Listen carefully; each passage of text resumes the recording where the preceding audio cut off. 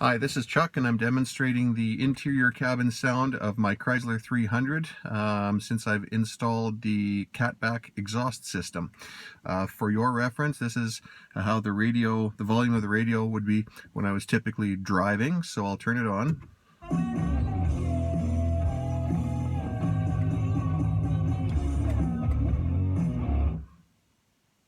So that would be about the volume that I would have the radio at. So based on that point of reference, I'll start the car and you can hear what that sounds like.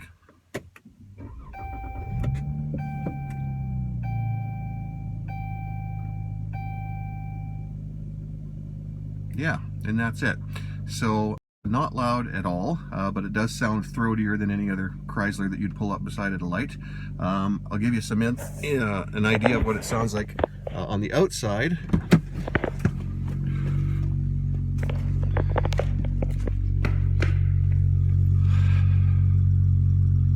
So that's it.